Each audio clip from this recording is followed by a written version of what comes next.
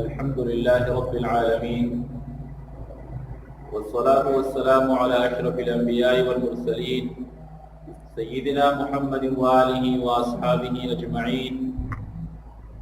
أما بعد، فأعوذ بالله من الشيطان الرجيم. بسم الله الرحمن الرحيم. اقرأ باسم ربك الذي خلق، خلق الإنسان من علق. اقرأ وربك الأكرم الذي علم بالقلم، علم الإنسان ما لم يعلم. وقال النبي صلى الله عليه وسلم: الناس كلهم هالكون إلا العالمون، والعالمون كلهم هالكون إلا العاملون، والعاملون كلهم هالكون إلا المخلصون، والمخلصون على خطر عظيم. صدق الله العظيم وصدق رسوله النبي الكريم، ونحن على ذلك لمن الشاهدين والشاكرين، والحمد لله رب العالمين. دیر تفاوت تے پا انسان کی دا معنا پا لحاظ، دیر تفاوت تے پا انسان کی دا معنا پا لحاظ. وارا لگیا دی زینی زان زینی جہان جوڑوی کہ انسانی فکر پیدا شی پا مذغو کی دا چا حغا لگیا دی پا دنیا کی انسانان جوڑوی. إن الله وملائكته يصلون على النبي يا أيها الذين آمنوا صلوا عليه وسلموا تسليما. اللهم صل على محمد وعلى آل محمد كما صليت على إبراهيم وعلى آل إبراهيم إنك حميد مجيد. اللهم بارك على محمد وعلى آل محمد كما باركت على إبراهيم وعلى آل إبراهيم إنك حميد مجيد. انتهائی واجب الاحترام حضرات علماء کرام او دا مدرسہ اظہار العلوم بدر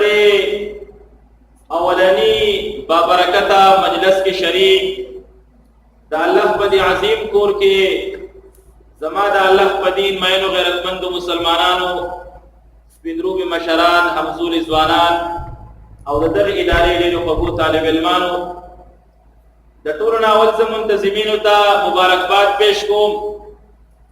او دا اللہ پا دربار کی دست بدعائم چی الہ العالمین دا غوی دا مساعی جمیلہ دا سڑے استومان پخپل دربار کی قبول و منظوری. انتہائی محترمو دا در پروگرام ایجنڈا کارلا چی یو طرف دا اولنے امتحان شوئے دے دا حقی طلبہ و خوصل افزائی دا، لیکن دویم پاگی کی دا یو خاموش پیغام ہم دی ورگئی چی پا دی ادارہ کی مم دی نوی نسل تا نوجوان طبقے تا سخائی، یعنی پا دی جملہ مدارس دینیوں کے مراکز اسلامیوں کے دا اللہ پا دی کورنوں کے چی دا علماء ناستی دا طلبہ دا اقبل معشومان قیمتی سرمایہ تاسو وقف کری دا دا غوی پا جولے کے تاسو اخو دی دا دی معشومان تسس لکولے کی. دا دی پروگرام بنیادی ایجنڈے دا قدو خبری دی. نو ماشاءاللہ دا ملگرو او طلبہ دا حقا کارکردگی پا نتیجہ کی چکم انعامات پیلاو شو، یقیناً چاگدیر حوصل افزادی او بیا حقا معشومان هم مخی تراغل چی دا غوی تمر لگاو دے تمر مینا و محبت دے چی دا فتنو دا حقی دوار دا حقی چیلنجون غوی مقابلہ کئی او اخبر اوقات قیمتی کئی او دا اللہ قرون ترازی. زمان بدرخواست دائی چی انشاءاللہ العزیز نیکسٹ ٹائم بیا پروگرام منعقد کی گی، دویم مجلس منعقد کی گی چی دا در اظہار علوم ہر یو فرد تا مظاہروں کی چی انشاءاللہ العزیز آغا صاحب ترتیب او آغا دا انعامات و حاصل والوالا جوشی دا غنیت خوبکو کا انشاءاللہ. زمان انتہائی محترم بنیادی شیف مدرسہ کی انسانیت دے او ہرا آدمیت خی دا سمر انبیاء علیہ السلام چی اللہ دنیا ترانی گلی تولن اولنی ایجنڈا دا ہوئی داوا چی دا انسان جوڑ شی چی کم عبدیت تقاضا کئی چی دا پا مقدس مکہ باند دا اللہ دا یو خلیفہ پا حیث باندے پا دیس مکہ باند دا اللہ پاک دا احکامات و تنفیس دا پارا دا غیر یو خلیفہ دے، یو جان نشین دے، یو نگران اللہ جوڑ کرے دے چی دا انسان جوڑ شی. بابا عبدالرحمن عجیب وینا کرے دا وی انسانیت سا پا دولت ندے رحمانا او خود کا جوڑ شی دا سرو زرو انسان ندے. بنیادی شے انسانیت اگر منگ او تاستا بدی مدارسو کس دکولے کی گی چی منگ پا حقیقی معنو کی دا اللہ دا یو بندہ پا حیث باندے منگ دا مانزہ پا ہر رکات کی دا اللہ سر معاہدہ کو او پا جگہ آواز کو ایاک نعبد و ایاک نستعین نخصك بالعبادة ونخصك بالاستعانة كريم ربا وعبادة سرسلتا خاصكم دا خپل وچولې تندې صرف تا ته په دې سمکه باندې لګوم، رکوع تا ته کوم، سجده تا ته کوم او د مدد درخواست تا ته کوم. آیا زموږ په بهر معاشره کې د مانځه په دې 4 رکعاته کې په دې 10 رکعاتونو کې خو دا आवाज کوم که هغه زموږ فرض دی او که واجب دی او که نوافل دي، په هر رکعت کې د الله سره دا وعده کوم ایاک نعبد. خو آیا د دې جمعات نه بهر ژوند کې زما بیا د ایاک نعبد دغه نعره شته او که نشته دی؟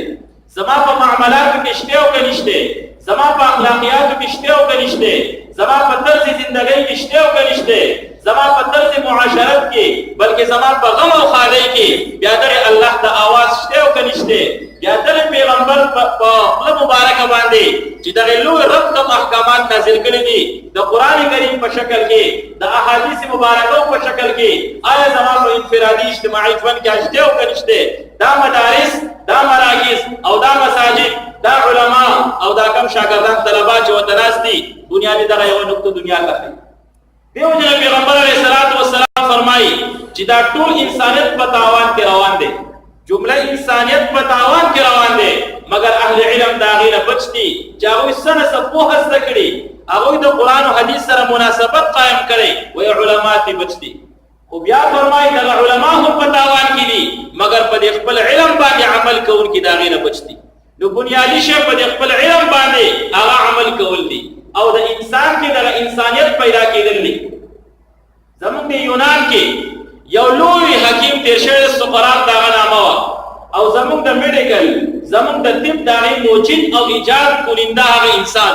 چې زموږ د میډیکل دنیا ته طب ورکړی دی، دنیا ته علاج مهیا کړی دی، هغه سقراط. ټول ورځ په دې غرونو کې ګرځېدو او بیا په بهر دغه موږ ورته سړکور کمان وای دا به یو ځای کول او د خلکو علاج به یې کو. یو ورځ د غرمې پورې ته ځاله دا بوټي بوټي وبستل او ستړی ستومان راغی بازار کې د یو دکان مخې ته پرېوت او خوب پې غلبه کړې ده او په دغه ټایم په دې بازار کې اوده شوق پې وغځولې په دې لویه لار کې. د هغې وخت د بادشاه قافله راغله. د قافلې په هغه وخت کې لکه دې دور کې پروټوکول د هغه سره مخکې وروستو موبایل ګاډي هغه اوازونه کوي، لیکن هغه دور کې اسونو نظام قافلې ته مخکې وروستو روانې دي. دا سړی ډېر وخت خو لیکن سقراط د ډس نه مست نه شو اوده پروت ستړی دی چې کله ان تر دې چې بادشاه ورته راورسېد. چې بادشاه قافله راورسېده سورلۍ نه کوز شو او سقراط ته یې داسې په لته باندې ووهو چې دا زما خو د ادب خلاف دي، زه د زمانې بادشاه یم او دا زما مخې ته څوک چاخ پې غځولی دی پروت دی. سقراط له بیا له ورپې سقراط راویښ شو، دا سترګې خپلې مږي او نیغ ودرېد، ښه په استقامت سره په سکون سره ودرېد. بادشاه ورته وایي ما پېژنې؟ هغه جواب نه ورکوي، بالکل خاموش دی. بیا دې بادشاه تپوس کوي ما پېژنې؟ هغه دا سترګې مږي وایي او کوشش کوم چې تا وپېژنم چې ته څوک یې؟ زه هم دغه کوشش کوم چې تا وپېژنم. بادشاه ورته وایي زه دې وپېژندم؟ وایي او وایي دومره مې وپېژندې چې د غر نه یو ځناور راکوز شوی او پلته باندې وهل. ځکه ساوری پلته وهل کې انسان خو پلته وهل نه کوي، نو ما ته د غر نه یو ساوری ښکارېږي. بادشاه ډېره غوسه ورغله، وایي تا ته پته نشته زه خو بادشاه یم. دی ښه په اطمینان ولاړ دی، علم ورسره دی، هنر ورسره دی او تعلیم یافته انسان دی، په معاشره کې یو مهذب انسان دی. وایي بادشاه سلامت سترګې مه راوباسه، ته ما ته په خپل بادشاهت باندې دلیل وښیه، ستا سره په دې دلیل سره سرټیفیکټ دې سره څه دی؟ وایي زما په دې سر باندې تاج دی، شاهي تاج پروت دی، دا دومره قافلې زما سره دي، دا فوجونه زما سره دي او دا دومره حساب کتاب زما سره، زما د لباس ته وګوره، زما د سورلۍ ته وګوره، زما د فوج ته وګوره او زما شاهي تاج ته وګوره، زما د انداز ته وګوره. وایي بادشاه سلامت خفه کېږم که ستا نه دا شاهي تاج لرې کړی شي، دا فوج سایډ ته تاو کړی شي، ستا نه دا لباس لرې کړی شي، بیا ما ته وښیه چې په تا کې څه شی د بادشاهت پاتې دی. بادشاه د دې زمانې یو جاهل بادشاه نه هغه هم هغه ضمیر راویښ شو، هغه حس پکې راغی، هغه چنګاري هغه په سر کې اور واغستو. بادشاه هم آواز وکړو بالکل تا صحیح خبره وکړه.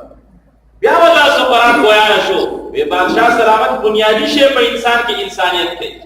که دا ته غریب یې چې ستا سره هم انسانیت دي، که ته مالدار شې چې په تا کې انسانیت دي،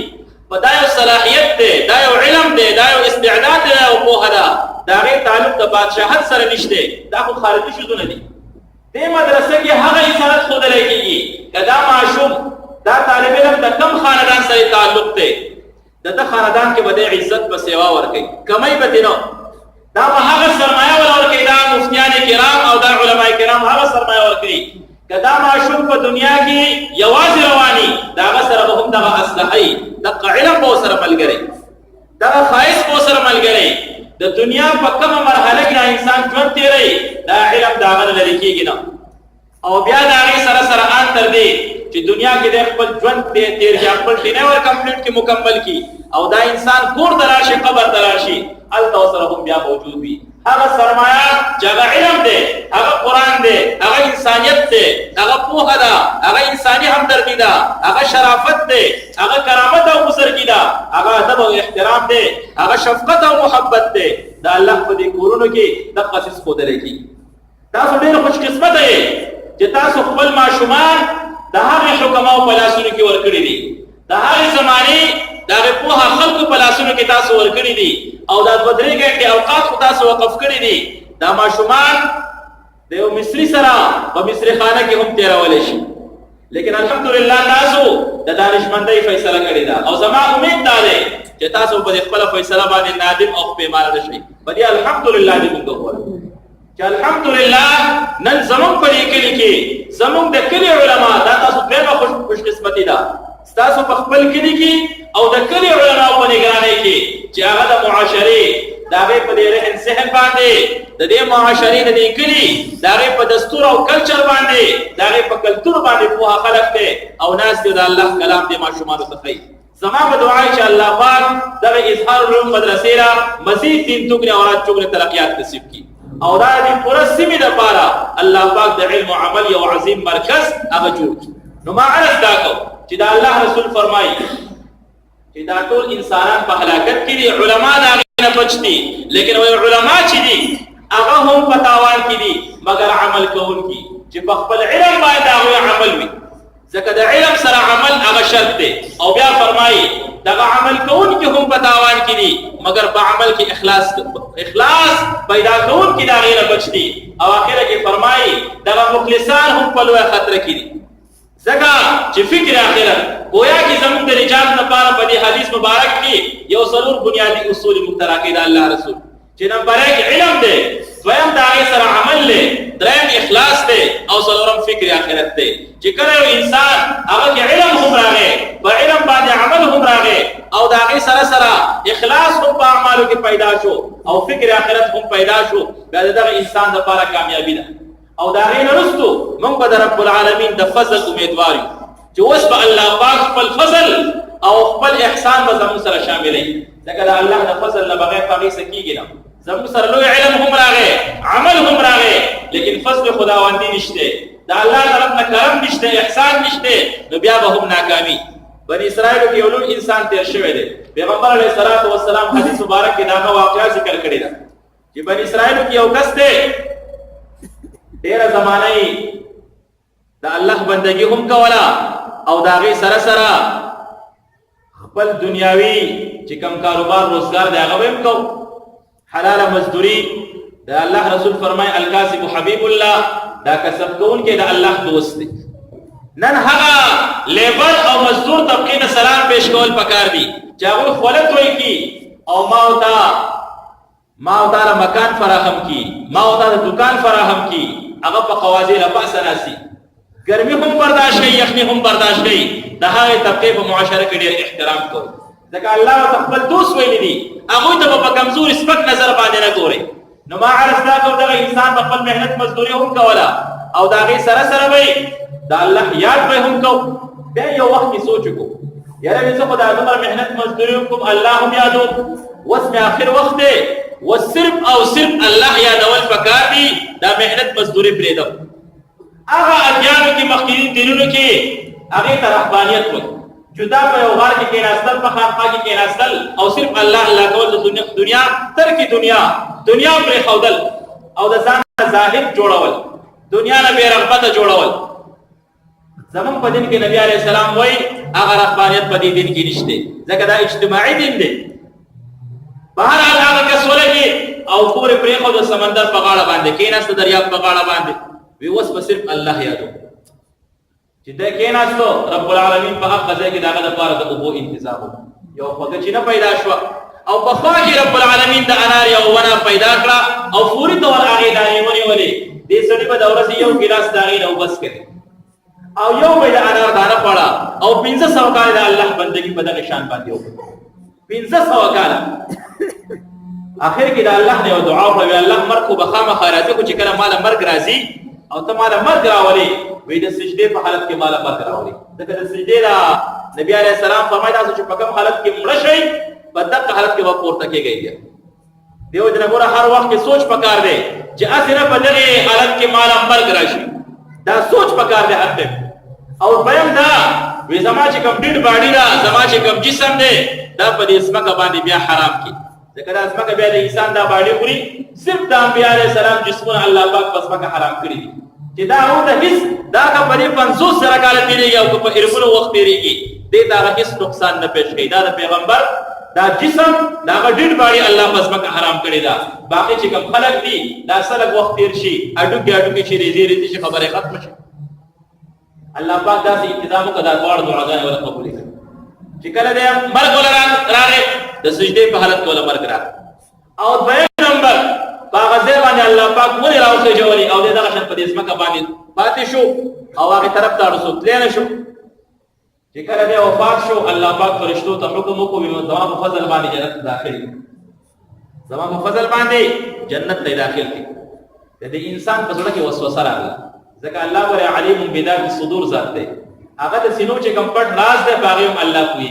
وسوسه کم خیال او فکر پیدا کیږي الله دا غیر هم خبره ذات دی دې انسان په ځړه کې خدا راغل چې را دایره کې بد وکړه دې زما په 1500 کال درته راړو ما په 1500 کال الله کړی دي اپا کې چرته راړل دا غیر په کې نو مانه غستو الله پاک وتا فرشتو ته حکم وکړو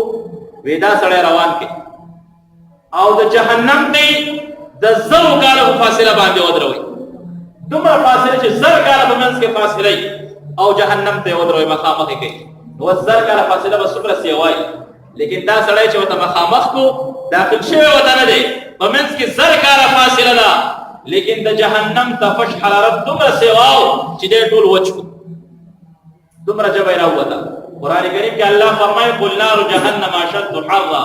د جهنم ور غره وړي زیات ګرم دی او ډیر زیات سخت دی الله دې موږ داغینا محفوظ او مامون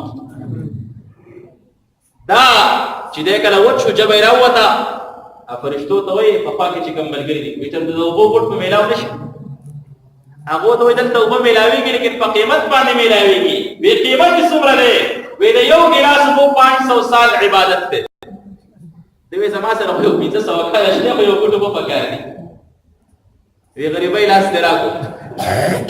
د 400 کې په یو ځای کې طوفان راغی سیلاب راغی عمر الته زیات کورونه کچا کچا کورونه د چا چې په کې باخه کورونه جوړ کړو نو غریبانو باندې سامان تکته چې دا فرش دی واسو کو ماشين دی بار ته واسو کو واشنګ ماشين لري کو کپړو جامې حساب کتاب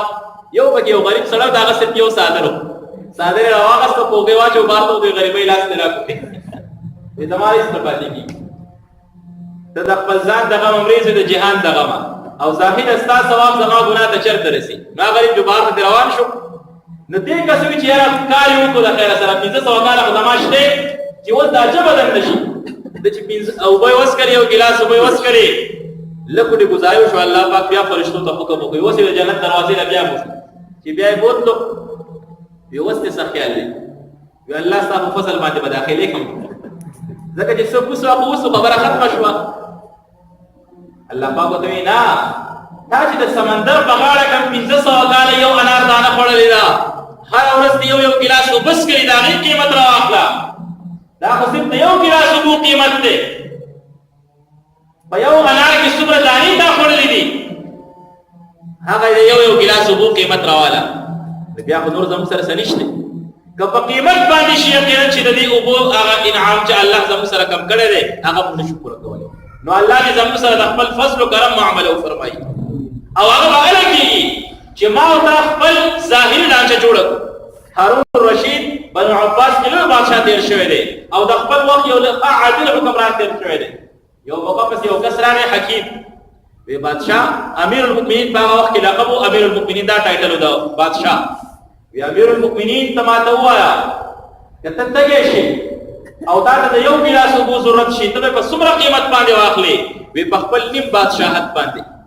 او وی کدا او الله سبحانه په دې بدل کې دنه بند کې وته د نبی علی شي ځکه بیا خارجولم پکار دي بیا وسکه وی نیمه بادشاہي بیا ورته. نو گویا کې د ټول بادشاہت قیمت څومره شو؟ یو ګلاس اوبو. دا غي سکل او دا غي بیا تویول او ما وتا بغیر د بادشاہت نه بغیر د نوٹ نه او بغیر د لوټ نه هغه روزانه ما وتا استعمالو او دا غي بیا اخراج کو. آیا ما وتا ته فقید الله د نعمتونو چرته قدر چرته شکریا ادا کړی دا کنه ادا کړی؟ بلکې شیخ سعدی رحمه الله خبر تمرا حد رسول الله چې انسان کله ساخ لسا یو د اکسیجن په شکل کې کم هوا دا انسان دن تیری یو د کاربن ډای اکساید په شکل کې هوا انسان بهر ته کم گیس خارجي وای په دې دواړو باندې نعمتونه لازم دي چې یو تاسو واغستو ستا طبیعت برابر شو بیا دې سا بهر ته وستو باغې سره تا طبیعت بیا برابرېږي ته ژوندې پاتېږي او ستا طبیعت به برابرېږي وای په دې دواړو باندې شکریا پکار ده. زما انتهایی محترم ما عرض تاکم چې دا الله د فضل امیدوار به موږ اله جوړېږو چې کله ما او تا خپل ظاهر ډانچه خو برابر د هغې دپاره څه علم زده کړو په هغې څه عمل وکړو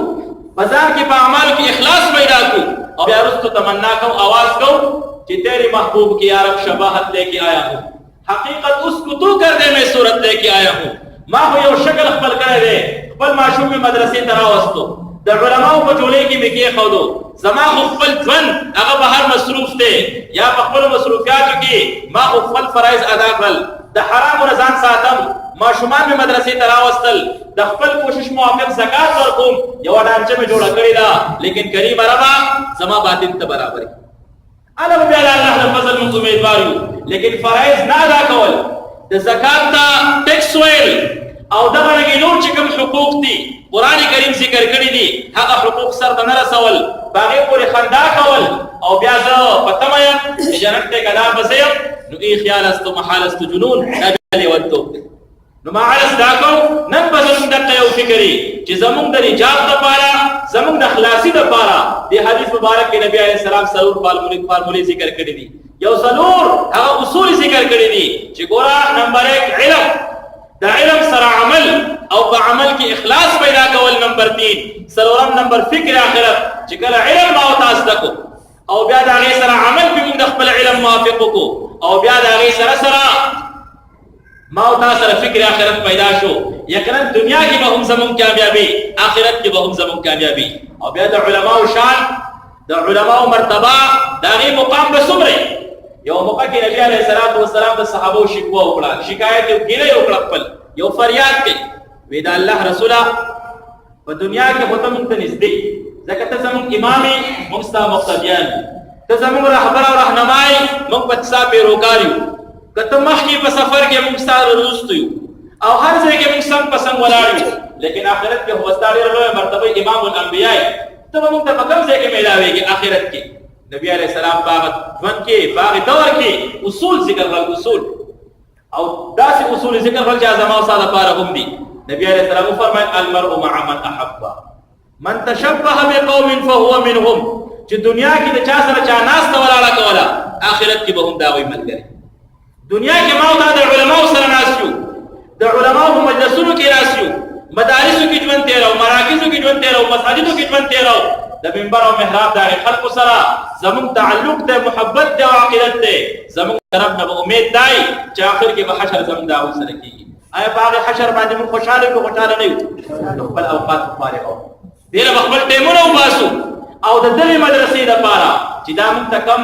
هغه پراډکټ بهر ته موږ ته راکوي او کم خلک موږ ته تیاروي چې هغه څوک دي هغه علما تیارېږي د معاشرې سترګې تیارېږي سترګې په دې ځای کې تیارېږي. لحاظ زما درخواست بدای زما گزارش بدای چې دغه مدرسه موږ په خپلو اهمو مصروفیاتو کې یو مدرسه ولیکو چې زموږ یو مصروفیت زموږ یو مشغله زموږ یو ضرورت هغه اظهار العلوم دی اله به کېږي په شریکه باندې پښتو کې موږ وایو د ګڼو امسا د یو ګېډې دا صرف د مفتي صاحب مدرسه نه ده دا د مولانا صاحب مدرسه نه ده بلکې دا د دغې د کوړک د کور او د فرد مدرسه ده چې په دې انداز مونږ واغستا زما کشر پکې سبق وای او کنه زما د کور سړی پکې شته او کنيشته اول خبر اولو لیکن که زما معشوق وته نه راځي هم لیکن دا مدرسه زموږ ده دا زموږ د کلی مدرسه یادېږي ګوره د نن یو نیم سل کاله وړاندې په هندوستان کې د یو کلی په نوم باندې مدرسه مشهوره شوه نن ټوله دنیا په غرب سره خلک پیژني دیوبند خو د کلي نوم دی سیبا دیوبند خو د یو کس نوم نه دی په دې کې چې کوم هندوان اوسېږي د هغه د کلي نوم هم دیوبند دی او که مسلمان پکې اوسېږي د هغه د کلي نوم هم دیوبند دی لیکن هغه دارالعلوم دیوبند هغه داسې یو نیم سل کاله کې یو سفر پرې کو پوره یو نیم سل کاله 1866 نه واخله د 2017 پورې یو نیم سل کاله سفر هغه پرې کو د کوړک کلي د خپل پیغام راورسو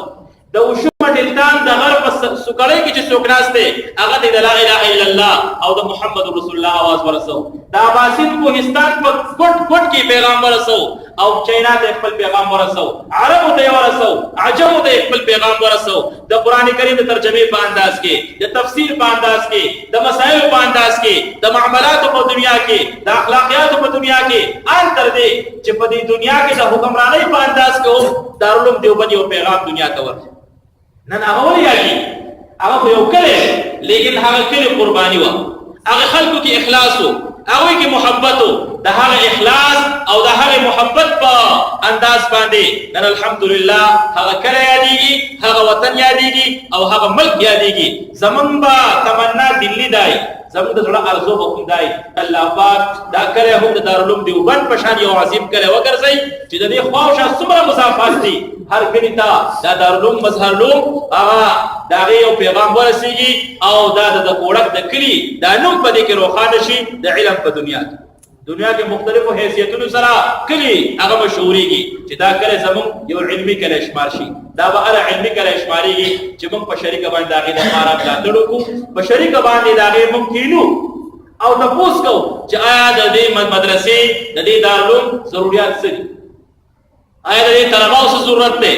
یو دې پای ماته فراهم کو یو وایټ بورډ ماته فراهم کو یو کتاب د ماشوم په لاس کې موږ ورکو زموږ د پاره مسمره یو عظیمه صدقه جاریه به جوړیږي د دې علماو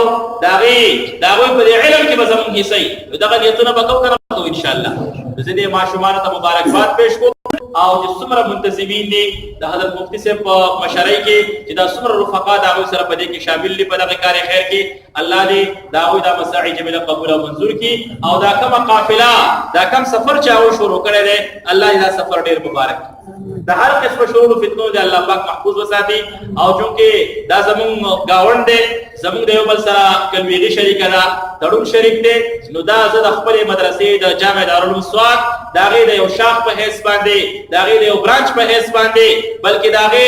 ارکان د مشمارو چې په دې کې زمون خپل ملګری شامل دي نو ان شاء الله زه چې څنګه دارالعلوم سواد لپاره سوچ کوم دغه ادارې لپاره به زمون هغه سوچي او مفتی ته یقین دهاني ورکو د سحر یو کما خامي د دې مدرسې په حواله سره د تعمیر او ترقۍ په دنیا کې چې څه قسمه هغه زمون سیمواري جوړیږي اخلاقی حواله سره او داغه سره د سوچ او فکر په حواله سره ان شاء الله العزيز موږ به هیڅ یو موقع نه درېغ نه کوو او دغه مدرسې ته به ان شاء الله موږ پوره خپل وخت هغه فارغ او د منتظمینو ډیره شکریا ادا کوم چې په دغه روحاني علمي اصلاحي مجلس کې با برکت محفل چې کوم آغاز وداغي په دې کې زه هم شریک وم الله دې داوي دغه د شفقت دغه لاسونه او دغه سرپرستی دغه سوچ او فکر زمون سره په خپل دربار کې قبول او منظور کړي او زمون دا مدرسې له الله پاک مزید ترقیات ورکړي زه دراغله ټولو مسلمانانو ته هغه د مبارکباد هم پېښ کوم او خصوصا دغه ماشومان ته دغه اساتذه ته دغه منتظمین ته او دغه دعا وکړم چې الله پاک دغه د کار خیر په خپل دربار کې قبول او منظور کړي واخر دعوانا الحمد لله رب العالمين